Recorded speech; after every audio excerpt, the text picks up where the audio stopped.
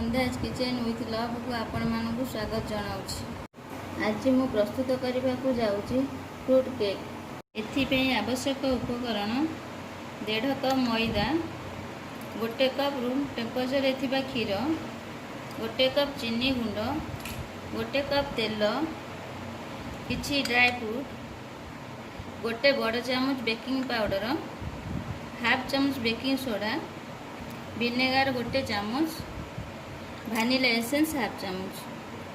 प्रथमे छणा रे मैदा, बेकिंग पाउडर, बेकिंग सोडा को चलैबा।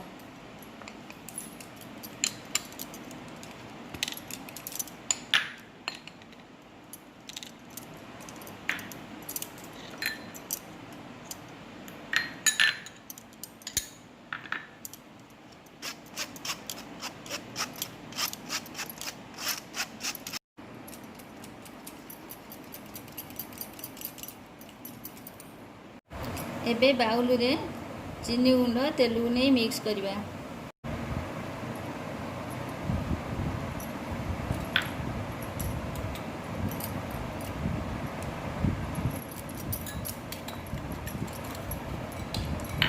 एको भल भाव में मिक्स करवा।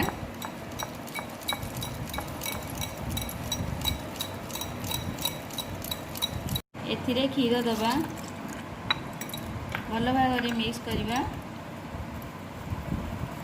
यह एबे मिक्स हो गलानी। एथिरे मैदा को धीरे धीरे पकई मिक्स करवा।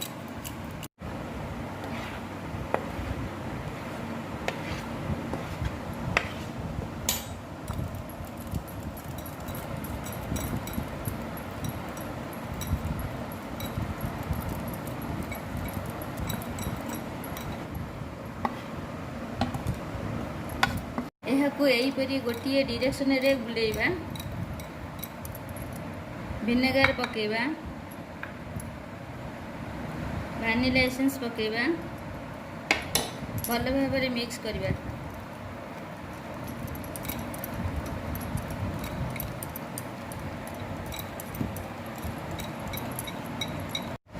एबे ड्राई फ्रूट रे किछि मैदा गोलेइबा।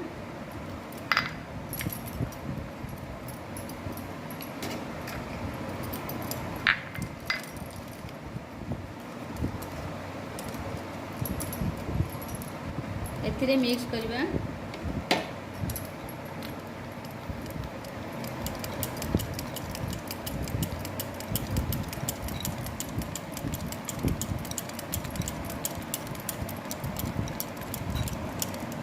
करेई को हाई फ्लेम रे प्रीहीट करबा। लूण दबा,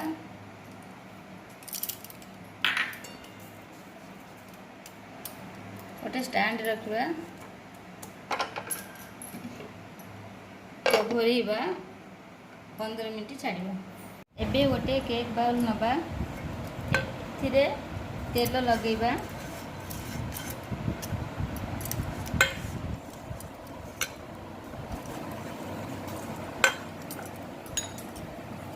मैदा पकई बाउल रो चारिपटे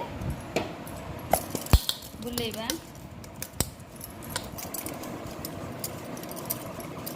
एक्स्ट्रा मैदा को बाहर करदबा। एथिरे प्रस्तुत होइतिबा बैटर को पकेबा।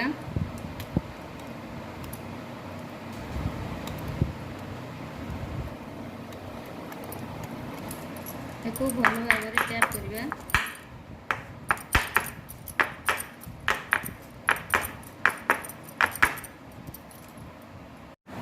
करेई एबे 15 मिनट प्री हीट हो गलानी। एबे एही केक बैटर को करेई भितर रखिबा। एहा को एबे घोरैबा। सिम आंच रे 30 मिनट छाड़िबा। 30 मिनट हो गलानी। एबे कवर खोली केक को चेक करबा। केक एबे हो गलानी। केक को एबे बाहर करी ठंडा हवा को छाड़िबा। केक एबे ठंडा हो गलानी। ताकू एबे बाहर करबा।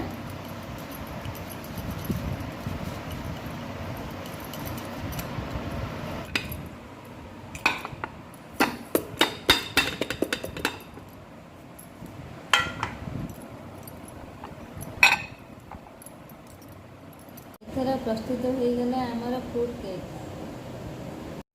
ଯଦି ଆପଣଙ୍କୁ ଏହି ଭିଡ଼ିଓଟି ଭଲ ଲାଗୁଛି ତେବେ ଆମ ଚ୍ୟାନେଲକୁ ଲାଇକ୍, ସେୟାର, ସବସ୍କ୍ରାଇବ୍ କରିବେ।